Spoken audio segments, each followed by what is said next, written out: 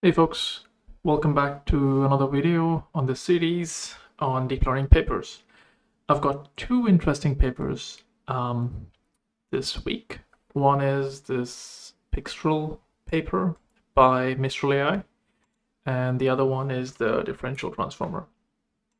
So let's quickly dive in. The Pixtral paper is basically a 12 billion parameter multimodal LLM, and I believe here the modality is just text and images. So I guess images can also become video. So that's that.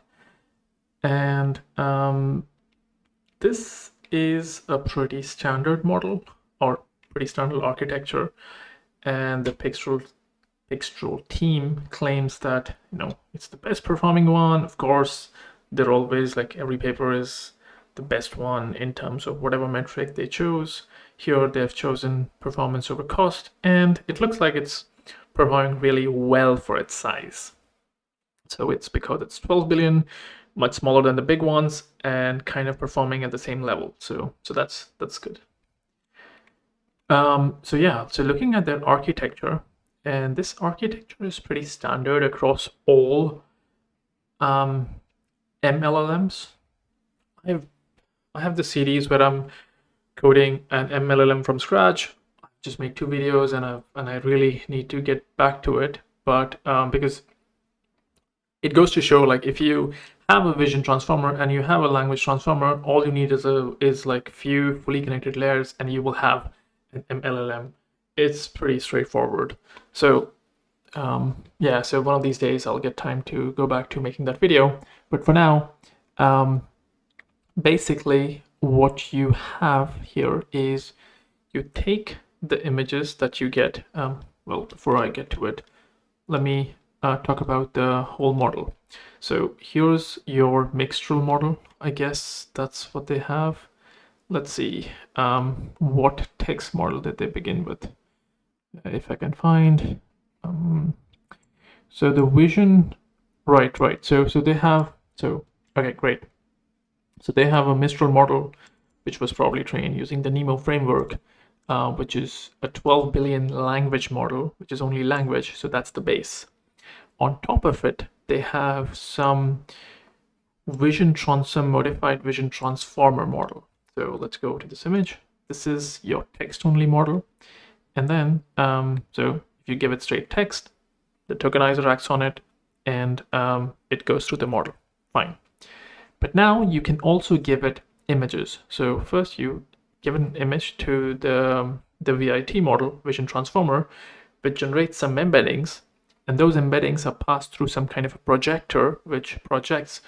The projectors are typically always a bunch of fully connected layers. Sometimes there are some attention heads, or rather attention layers, but at the end of the day, it just takes an embedding in one modality and creates another embedding in a different modality. So here, basically the idea is that it projects embeddings from a vision domain into language domain. And that's what this projector learns during training, like how to translate things that are in visual domain into text domain. So here, for example, so this is like so if you give it an image of a cat, the text here is this is a cat. You give it an image of a dog, and then you compute loss on this. This is a dog. That is pretty much it. So you all, I believe, know how attention and text-based LLMs behave. The only magical part here is this VIT part. VIT, we all know, the projector, it's just a bunch of fully connected layers. So the new thing that these people add here is how do you embed the image, or rather, how do you do the position embedding of an image? That goes along with the text embedding or text position embedding. So let's see what they do. Right, so they take an image. So here they've shown how they take two images. And now for the two images, basically they create a 2D rotated position embedding. So rotary position embedding.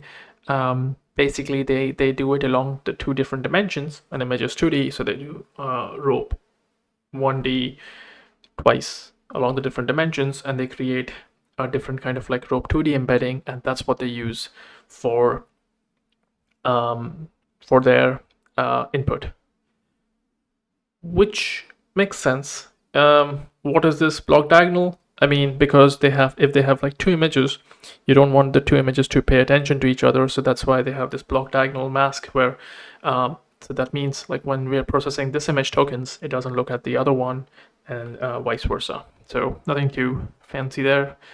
Let's see, is there anything else? They use some gating in the what's it called? Feed forward layers, which come after the attention, which is standard. I believe in all modern LLMs. So yeah, this is the 2D rope embedding that they do. We'll talk about that in a bit of detail. But let's see if we can find out something about the projector. So let me quickly see where the projector is. Oh, what? Oh, they don't talk about it at all. So architecture, the multimodal vision encoder.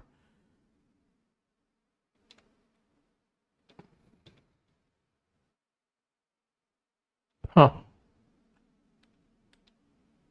I don't know. They might be talking about it somewhere, but it's pretty straightforward. There's nothing fancy in the projector part.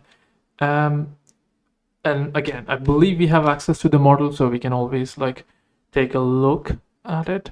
So well, let's see if we can take a look at the code.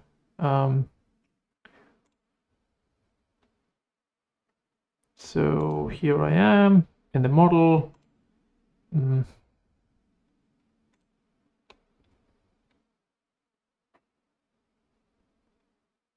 So let's see. Okay, yeah, I found this. So the adapter, visual language adapter, literally is a linear layer, a GLU, and a linear layer. So as I said, it's just a bunch of like fully connected layers. And the word they use is adapter. So let's see if I can find something about. Oh wow, the paper doesn't mention it. But again, it's pretty straightforward. Lastly, I wanted to talk about the rope embedding. So basically, let's see if I can find this. They had some nice math in the appendix. Let me see if I can pull that up. Oh wow, sorry about this.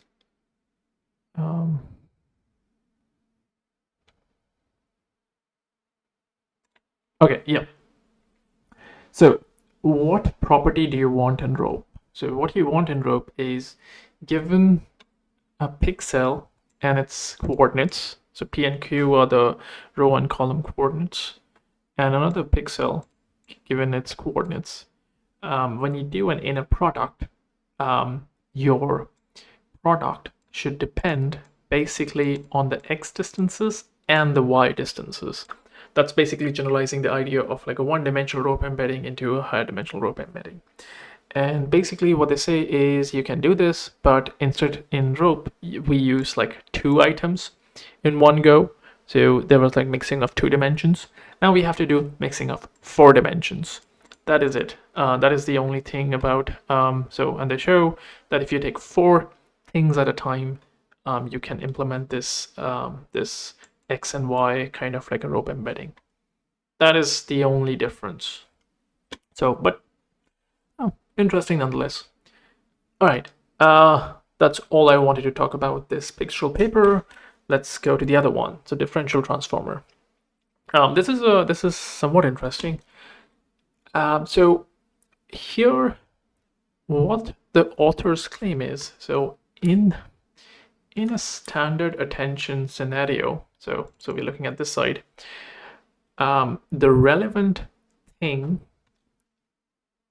its attention score compared to all the other things is not that different.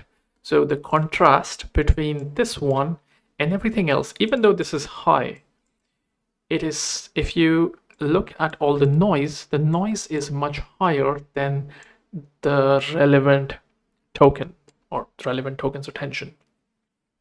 Wouldn't it be nice if we could have something like this where the noise gets suppressed and your relevant token is one of the peaks, right?